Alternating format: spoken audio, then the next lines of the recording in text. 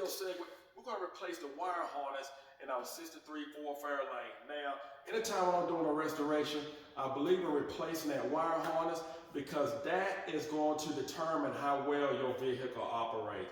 And you don't want to put all that money and time into it and you didn't do anything to the wire harness. If you're not a subscriber, just hit that button, become a subscriber right away. So let's begin. Now, anytime when I replace a wire harness, every vehicle that I restore, it's going to be a different wire harness. And I have never used the same company twice. I like to venture out, and I like to go with the best bargain. First time I actually use it, it comes with a manual, and it's got all the accessories I need. And it's pretty much cut and dry. Everything is labeled, and that's what you want. And I'm going to go strictly by the book to make my life and installation easy as possible. The old wire harness that actually came out of it, and this is the engine compartment. Wire harness for the engine, the wire harness for the gas tank and the tail lights, and this wire harness is for the interior dome light. You want to make sure you hold on to this wire harness. Do not toss it away right away. And you may need some fittings or just look back at it, and there may be some little clips that you definitely need that you did not get with your new wire harness. So make sure you hold on to this wire harness until your vehicle is actually on the highway. Well, the first thing I'm going to do, I'm going to mount my fuse box. I'm going to mount it on the driver's side, and you can mount it on the passenger side. You can mount it underneath the driver's seat, whichever you prefer. Now keep in mind, regardless, if you do not put it on the driver's side and you decide to put it on the passenger side or underneath the driver's seat, you may want to let the manufacturer, the dealer know, whoever you buy your harness from, make them aware where you want to put it, because you may have to have some additional wire. Because most harness fuse box, they just speculate that it's going to be on the driver's side. That's where I want it. It's a lot easier for me to work on it. Now I'm going to put it up here, and I'm going to mark it, because I'm going to have to drill, of course, new holes for my box to actually be mounted in place. Make sure you're wearing safety glasses. Definitely don't want anything to get into your eyes.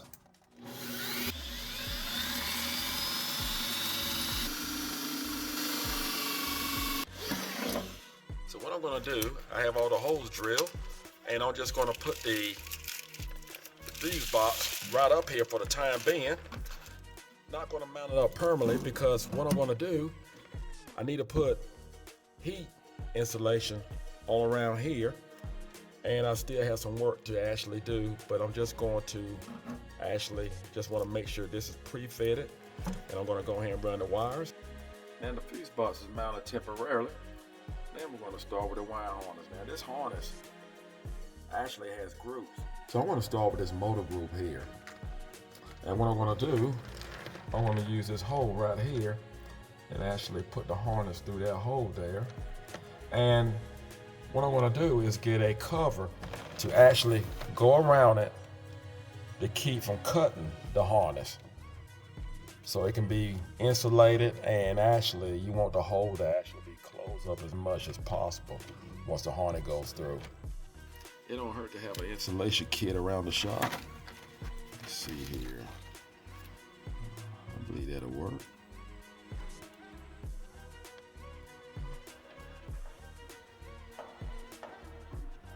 What I'm gonna do at this point is carry the wire harness over the master cylinder and over the wiper motor. Now that we have the motor group wire harness in, there's not much I can do at this point, not until we actually get the engine in. So we're going to move on to the next group. We're back inside. I'm going to grab the next group. This is the instrument group. Just want to run it right up here where the gauges will go. Next we have a radio group. So we're going to put that in the radio area. I see they added some speaker wires here. Now, I'm going to go with a new set of gauges. And I'm not really sure what brand I'm going to go with. I have tried and used different brands. I have used Dolphin, Dakota, you name it. We're just gonna run the wire harness through here for the radio system. Next, we have the headlight group, and that's gonna have to go out through the firewall.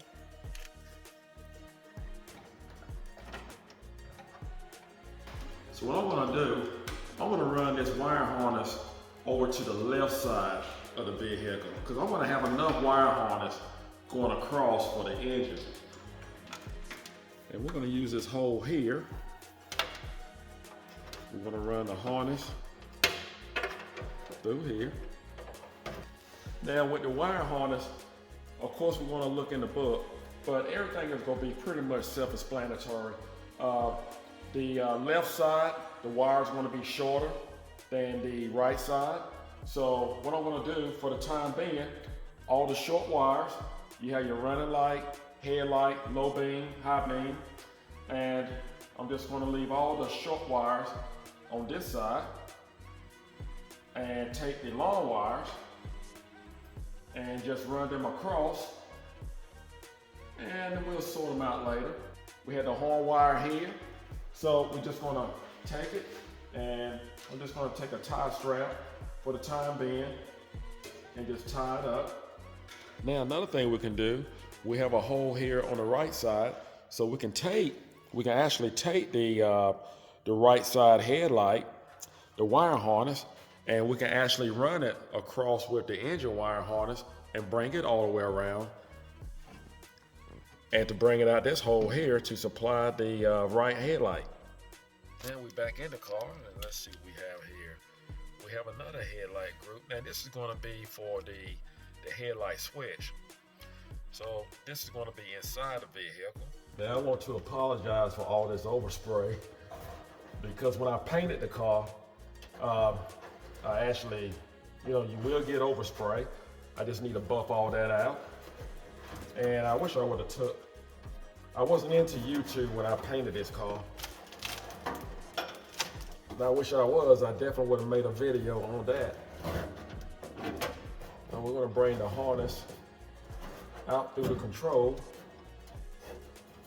This is where the AC and heater unit will go. For the time being, we'll just have it out there. And again, we have another accessory group. I'm going to take it over to the AC unit. I'm not really sure how I'm going to go about with the AC unit, but I gotta have AC. Again, we're gonna leave the column group, the brake switch group, and the headlight group. We're gonna leave them right here.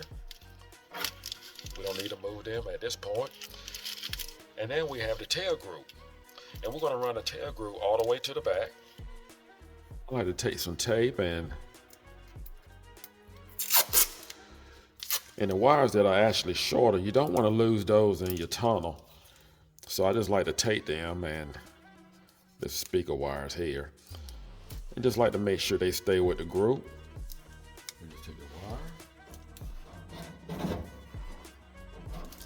Put it right through this tunnel.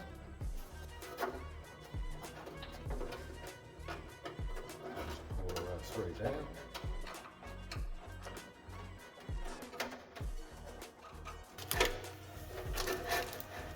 So before I run all the rest of this wire down the side panel here, I'm going to stop and I'm going to put some wire loom on this wiring harness, and because I don't want wires to actually be just laying up against the metal here, and it needs to be protected. So just make sure you have some wire loom. Take time to actually have it running all the way down here. And we're going to run it, eventually we're going to have wire loom to actually run all the way to the rear.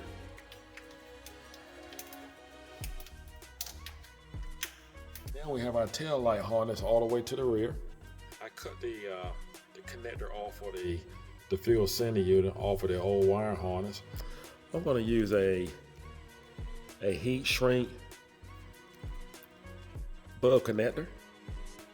We're going to go underneath the vehicle here.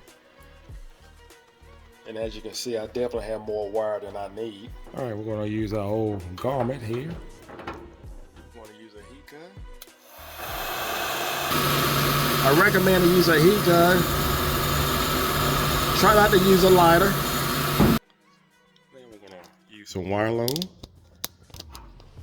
Cover the wires. And we just put the connect right on the gas center unit. Then we're going to connect our tail light for our left side. And we're gonna add on our new female ends.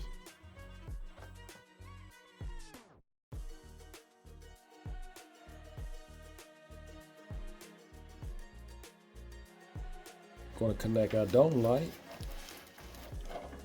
Sometimes you have to improvise. So I need a tag light. And what I'm going to do, I'm going to clamp on to the running light and just run it straight down for my tag light. This is my running light. I'm just going to clamp right here and run the wire right straight down here so I can have a tag light.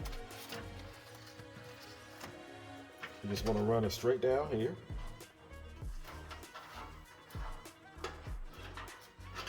So that gives us plenty of wire for our tag light.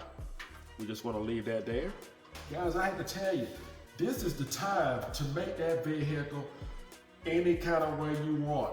That's what I like about a new wire harness, because whatever ideas that you have that you want that vehicle to do or be able to function, now is the time to do it with the new wire harness. I want to add on to the dome light. I want to add on to the harness right here, the dome light, because I want to be able to actually see all around the floor when I open it. I'm used to when I open up a door on a vehicle, I can actually see all inside the vehicle.